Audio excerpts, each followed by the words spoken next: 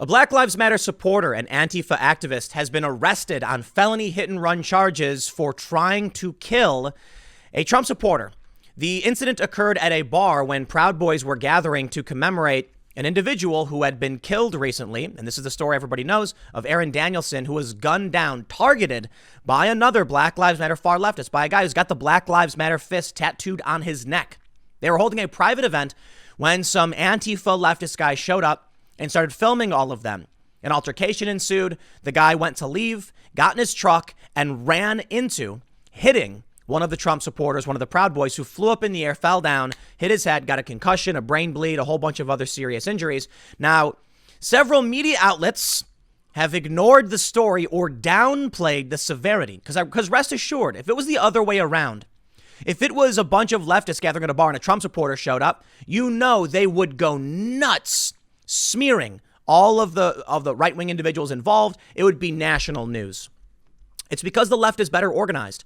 And it's also because many of these news outlets have a hard left bias because they live in these cities, because they're college graduates. They fit the demographic, and the tribes are being, the tribes are being hyper polarized. We used to just say there was a liberal bias in the media. Now it's overt tribalism, where the media begrudgingly reports the fact that another Trump supporter got targeted in an attempted murder. But of course, they'll just say it was a hit and run. Now, this story I've got from Katu2, K-A-T-U-2, does a little bit better than many of the other outlets, but we've got information, and I got to update you on what happened. Many of you know I reported on this a couple days ago, I think, and said take it out with a grain of salt, but we now have more confirmation. And many other journalists have pointed out this guy, he is Antifa, BLM. Now, I will also point out, however, I'm going to be covering the story, but it seems like things were relatively calm in the past night. I'm not seeing any big stories or videos coming out about widespread rioting or looting, particularly in Portland. And so these dips happen periodically. Hopefully it's over. Maybe it's not. I'm sure I'm missing something. These people don't just stop. They're going to keep carrying on, but we're not hearing a lot about it. And that could be partly due to the media. But, you know, some of the trusted figures I've been following who track this stuff also haven't been mentioning anything about the previous night. Now, aside from this story, which we'll get into, I got to point out, man, the media is straight up protecting the far left extremists to the best of their ability. No exaggeration. Take a look. We've got this story from Time magazine. These Black Lives Matter protesters had no idea how one arrest could alter their lives. First dude literally shows up to a protest with taser and bear mace, and he tries resisting and running from the police. So they arrest him and they charge him. Turns out he had weapons on him. I'm not sure if those are legal to bring to events. And he says, "Oh, but I always carry these." You know what that's called? That's called a confession. It doesn't matter what your reason is for carrying weapons. You can't do it. Could you imagine if like somebody brought a gun to a political rally, like for a politician, and they were like, "Wow, you brought a weapon here, but I always have a weapon." So you're confessing to doing it. But of course, the Time magazine actually wrote an article defending these people. And I kid you not, the article itself basically says that arresting Black Lives Matter supporters who are rioting or engaged in unrest is racist. No joke. No joke. And then we also have this story, which I find absolutely fascinating. This is from the Pittsburgh Post-Gazette. Pittsburgh police investigating after viral videos of protesters spread on social media. You may have seen the story. There is a post on Facebook going viral of a woman saying that Black Lives Matter supporters started harassing her and a bunch of other people at a restaurant, grabbing a beer off the table, knocking a glass off the table, screaming in their faces, yelling obscenities. People were getting up and running scared. And what does the Pittsburgh Post-Gazette say? Well, they interviewed these protesters. It's a big misunderstanding.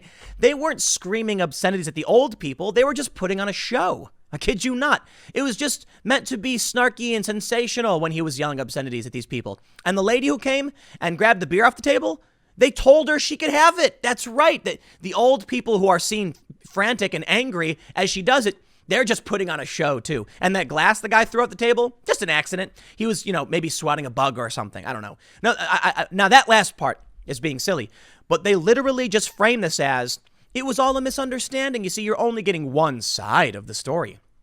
Heaven forbid the media actually told you the truth. We'll read about this news and see what happened with this guy. But I was reading this piece from Ben Smith of the New York Times, and he was talking about how journalists are not the enemy of the people, but they're also not your friends. And I am actually deeply offended by that. Now, I respect Ben Smith. I think that he actually does a really good job. But he's an old school, out of touch guy at this point. I know he's not that much. He's not really that old or anything like that. But I think he's just he's in the ivory tower bubble. And he has no idea what's been going on. When I point out that they literally tried to kill someone, do we hear it from the New York Times? Do we hear it from BuzzFeed, from Vox? Of course not. But I'll tell you what they do. They falsely frame stories to smear people who don't align with their orthodoxy. Yet he doesn't talk about it. He says, well, they're not your friends. No, it's beyond that. They are your enemies. Now, to say enemy of the people, some of them, I would say, you could absolutely say that, because some people literally aren't journalists. They've just infiltrated and they're lying. But to say, we're just not your friends. No, I'll tell you what, man. What's really going on is that there is a malignant tumor in journalism of ineptitude. These are people who don't do any research. You have two big problems. People who don't do research, don't care, don't want to work there. And many of these people quit and go take marketing jobs. So they're sitting in the office like, do I really got to write about this Trump supporter who got killed? The guy hit a car, whatever. I don't know. And that's it. They do no research. They don't even Google. And then they're like, MIT put out a story about the Chaz saying business owners were never actually threatened or harmed or something to that effect. When they're suing the city, and there's a bunch of stories about business owners being harassed and threatened and extorted. They say it's not true. Did you bother Googling it? The other problem are the overt allies in media that desperately try to frame the riots in a positive light because they hate Trump. And that's been the game, I guess. Well, okay, I've gone on too long. Let's read this, and I'll tell you what's going on. KATU says, suspect in Vancouver hit and run turns self in. Police said Monday night, the man accused of hitting another person with his vehicle outside a Vancouver bar and driving away over the weekend has turned himself in. Now, mind you, this is Vancouver, Washington. Okay, it's not, a lot of people just hear Vancouver, they assume it's Canada. This is Washington. Oh, wait, no, this is, Vancouver, Washington. Yeah, here we go. I think it's, I don't know, it's really close to Portland, I guess. Charles R. Holiday Smith, 30, turned himself in Monday afternoon. The crash left Shane Moon in the hospital. His brother Dustin told KATU News that Shane was at Charlie's Sports Bar and Grill on Saturday night celebrating after a memorial for Aaron J. Danielson, who was shot and killed in downtown Portland last month. Danielson has been part of a pro-Trump caravan that had driven into Portland on August 29th. Now, it'd be nice if they mentioned he was shot and killed by an Antifa Black Lives Matter individual, but sure. Dustin told KATU that a man came in and started heckling Shane's group of friends. Police said Holiday Smith followed the group from downtown Vancouver and began filming Shane and his friends inside the bar. He was eventually told to leave. Shane and his friends went outside, and there was some sort of communication with Holiday Smith. Police then said Holiday Smith got in his truck and hit Shane and fled the parking lot. Dustin said his brother flew 10 feet in the air, hit the roof of the truck. He said Shane suffered a brain bleed and had several fractures. Holiday Smith faces assault and felony hit and run charges. You would think far-leftist runs over Trump supporter facing felony charges would be a major national news cycle. Nope. What do you think would happen if it was the other way around? Oh, man, CNN would not shut up about it. Is this Trump's America? Trump supporters are attacking people? Just give them the opportunity. Fortunately for the right, the worst they have is there was a rally in Salem, Oregon, and there were some clashes and 2 Trump supporters got arrested. Not really all that sensational, so there's not much to say other than people scuffled again in the Pacific Northwest. But could you imagine if a Trump supporter got in a car and plowed into somebody? There's a video in New York right now where the police let a car through. Actually, I'm not going to talk about that specific instance. I'm going to tell you this, that you follow this narrative from the mainstream media, and they say there have been 100 car attacks, car rammings through crowds. And you know what the videos really show? Like a car will be going like 1 mile an hour as people yell and bang on the car, and then the car gets past the crowd and leaves. There's like one incident where a guy was driving a truck and a guy throws his motorcycle in front of it, and then the guy just drags the motorcycle and drives off. You know why people aren't sitting around? And in the New York case where the person, they were going like 3 or 4 miles an hour. They like just very slowly moved and people got out of the way.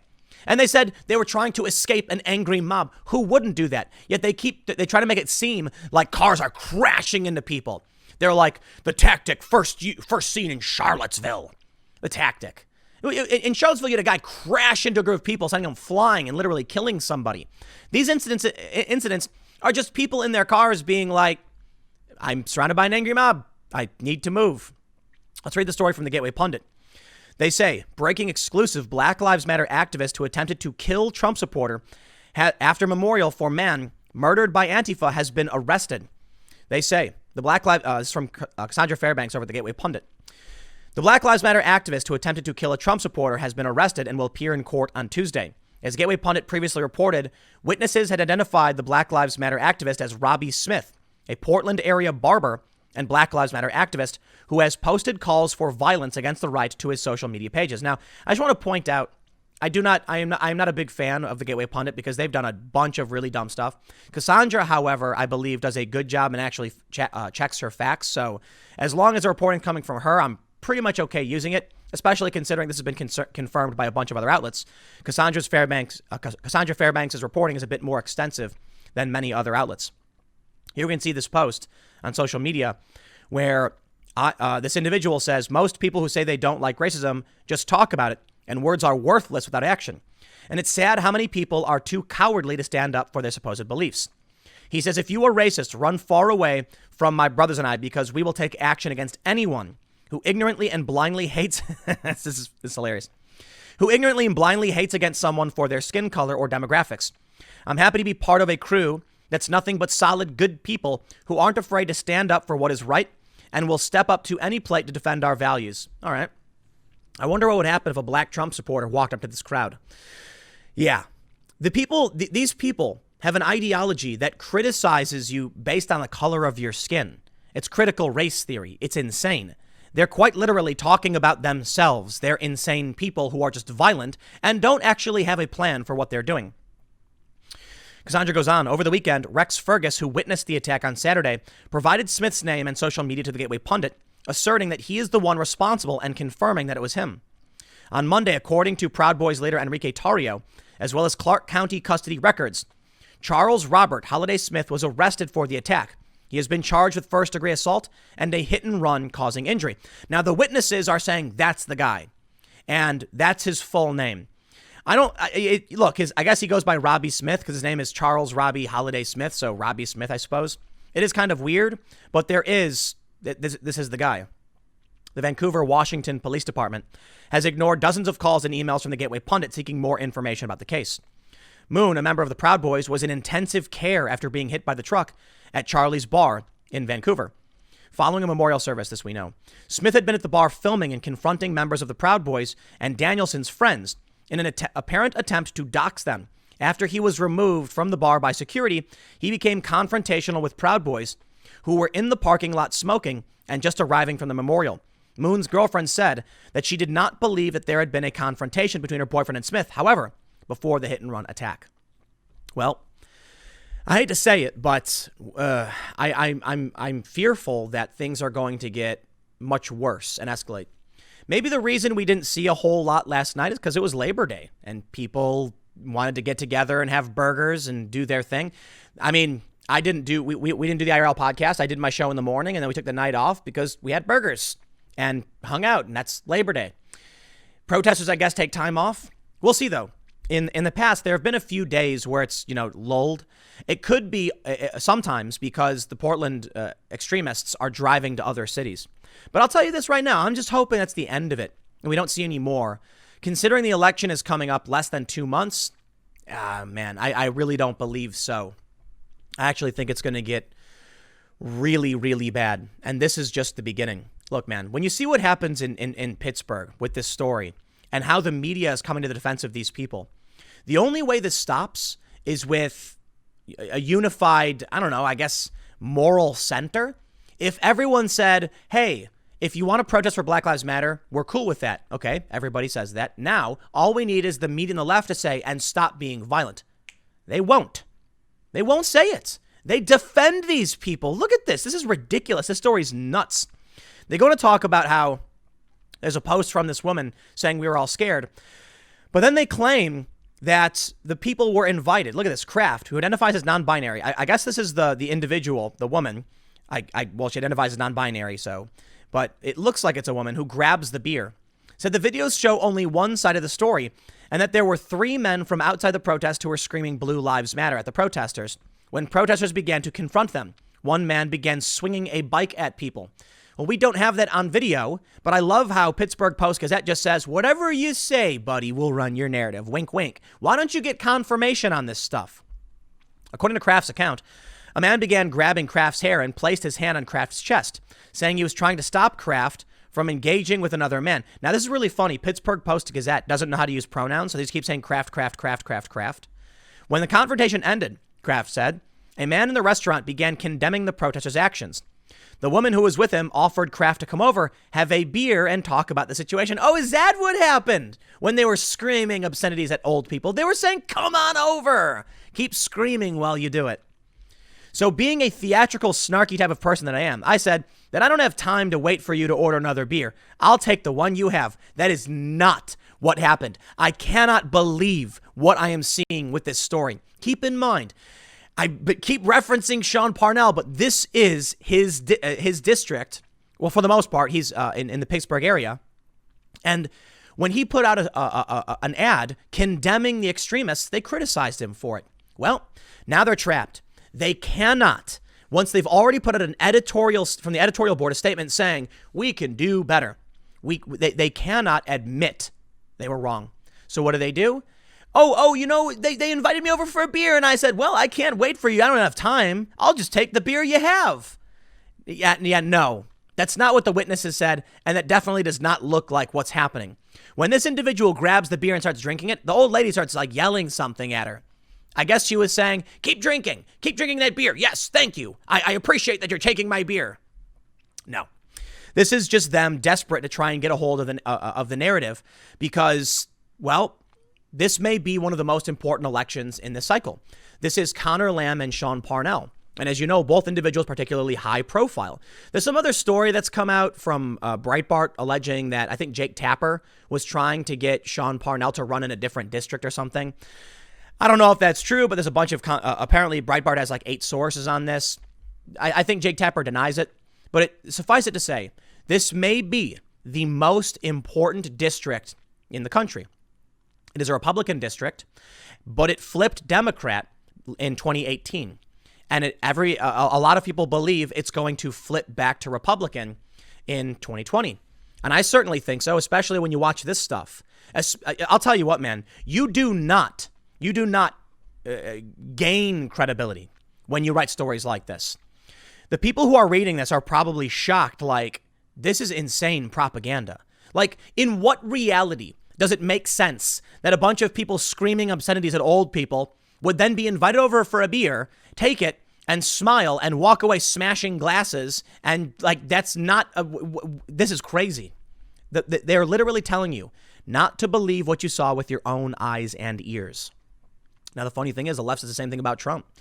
But the problem is the media, man.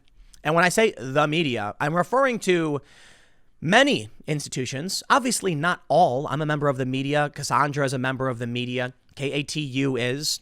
But there are elements within the media, like the editorial board of the Pittsburgh Post-Gazette and their reporters, who will do everything in their power to cover up what's going on. Case in point, the next story. These Black Lives Matter protesters had no idea how one arrest could alter their lives. How about you don't riot and you don't bring weapons? It's that simple. Don't resist arrest.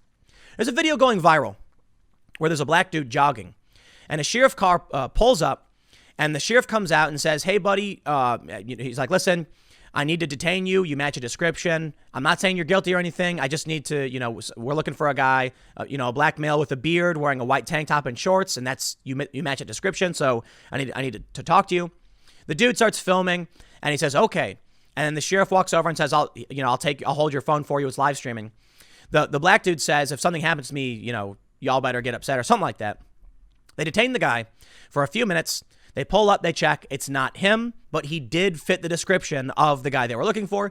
They uncuff him, say, we're sorry about this. You match the description. We needed to just do a check. They looked at his ID and the guy was like, all right, cool. And that was the end of it. Because I'll tell you what, when you get detained, you say, okay. And sometimes it goes bad. I've had cops, play games with me. Sometimes it goes bad, but you can't fight. You can't physically fight your way out of these situations. There's no circumstance in which you will overpower the state. What you need to do is fight it at an administrative level. But many people don't want to do it. Anyway, in this instance, the guy did it. And what it shows is that there are circumstances where you can just be calm and everything will be okay. And that's believable when you see a video like this.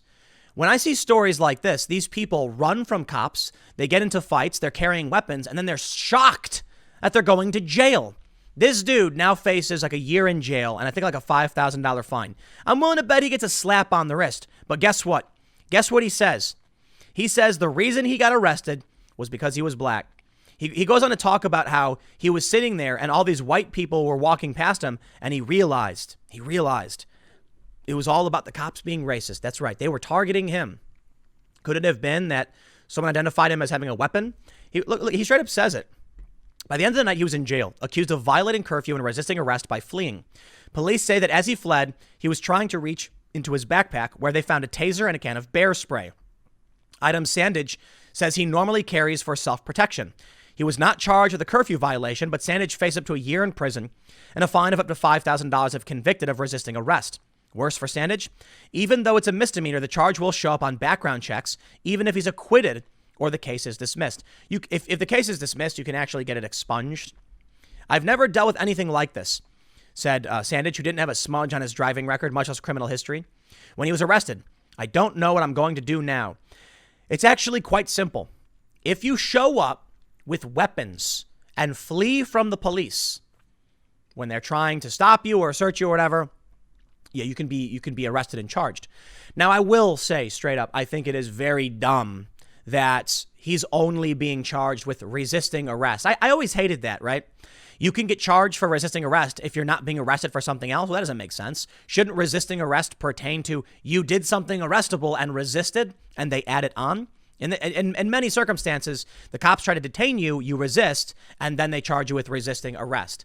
I get it, though. It's semantics. You can be detained. And the dude did have weapons and he was out past curfew. Did they single him out? Maybe. I'm sure they stopped a bunch of other people, but he said he was sitting there watching a bunch of white people walk past and they weren't being stopped for curfew at all.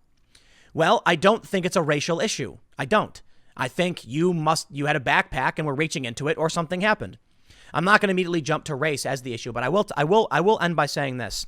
Of course, the media makes it a race issue. They run to the defense of the extremists. And even in Pittsburgh, they reframe the entire circumstance. And in Oregon, where an Antifa guy tried to kill a Trump supporter, they just call it a hit and run. Seriously, most of the media outlets just don't even talk about what really happened. I'll leave it there. Next segment's coming up at 1 p.m. on this channel, and I will see you all then.